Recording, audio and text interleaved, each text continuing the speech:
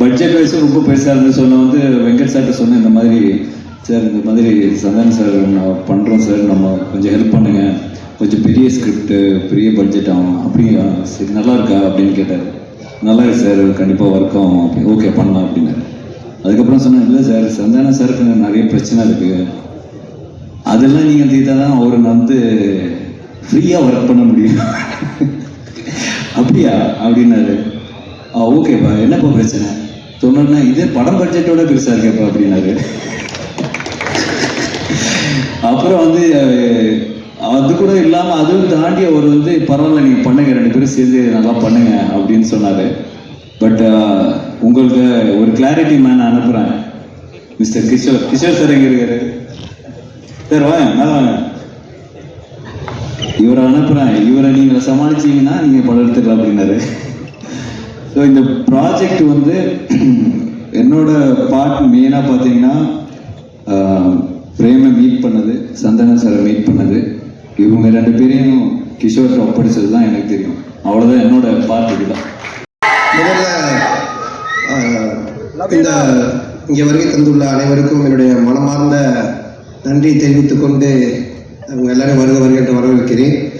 இந்த படத்தினுடைய எங்களுடைய தில் இஸ் குட் 1, 2 அப்புறம் டிடி ரிட்டர்ன்ஸ் எல்லாத்துக்குமே எங்களுக்கு ஒரு ரைட்டிங்கில் ஸ்கிரிப்டில் ஒரு மிகப்பெரிய ஒரு குருவாக இருந்து உதவி பண்ணியது திரு இந்திரா சௌந்தரராஜன் சார். அவர் இப்போ இங்கே இல்லை, இறந்துட்டாங்க அவர். ஸோ அவருடைய மறைவு மிகப்பெரிய ஒரு இழப்பு எங்களுக்கு. இருந்தாலும் அவருடைய ஆன்மா எங்களுக்கு வாழ்த்து தெரிவித்து எங்களோட இருந்து சப்போர்ட் பண்ண நம்புகிறோம். ஸோ அவருக்கு இந்த நேரத்தில் என்னுடைய மனமார்ந்த வணக்கத்தை தெரிவித்துக் கொண்டு இந்த நிகழ்ச்சிக்குள்ளே போகலாம். ஃபர்ஸ்ட், இந்த படத்தினுடைய விழாக்கு வருகை தந்துள்ள எங்களுடைய எஸ்டிஆர் அவரை பற்றி நான் நிறைய இன்டர்வியூவில் சொல்லியிருக்கேன். அதாவது அவர் இல்லைன்னா இன்னைக்கு நான் இங்கே இல்லை. ஸோ அவர் தான் சினிமாவில் என்னை கொண்டு வந்தது.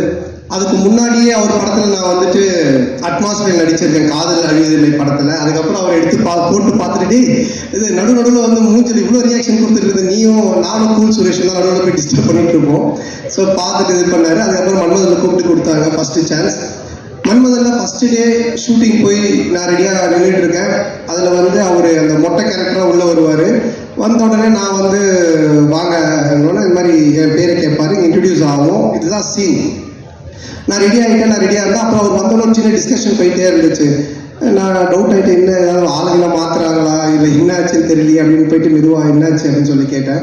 இல்லை நீ லுல்லு சபாலேருந்து வந்திருக்கீங்க, இப்போது ஃபஸ்ட் டைம் ஸ்க்ரீனில் காட்ட போகிறோம், உங்களுக்கு ஒரு கிளாப்ஸ் வரணும் ஓப்பனிங்கு, அதுக்காக யோசிச்சுட்டு இருக்கேன், சும்மா ஜென்ரலாக வந்து பேச வேண்டாம் அப்படின்னு சொன்னார். நான் வந்துட்டு எனக்கு கிளாப்ஸா தேட்டரில் அடிப்பாங்களா அப்படின்னு சொல்லி கேட்டேன். இல்லை லுல்லு சபா டிவியில் ரீச் இருக்குல்ல, கண்டிப்பாக உங்களுக்கு தேட்டரில் கிளாப்ஸ் வரும் அப்படின்னாரு.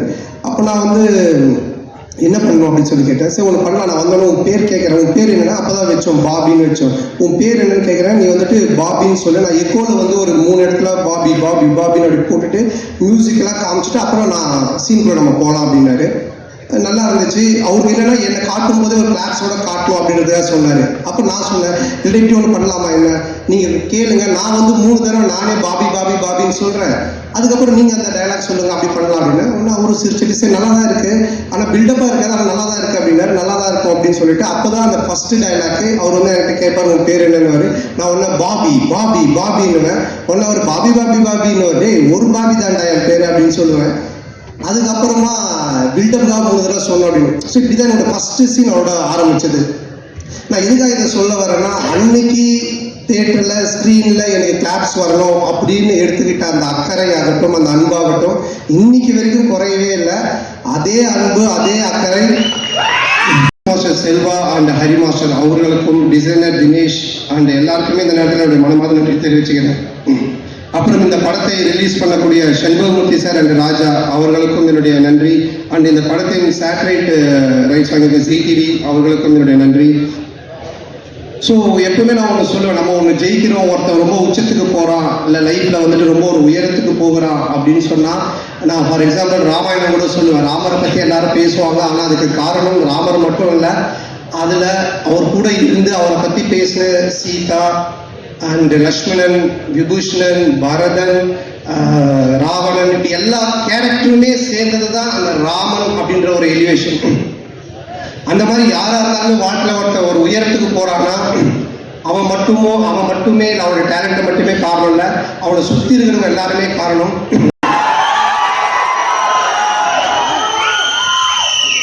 ரசிகர்களுக்கு வணக்கம். நம்மளுடைய ப்ரெஸ் மீடியா எல்லாரும் இங்கே வந்திருக்கீங்க, ரொம்ப சந்தோஷம்.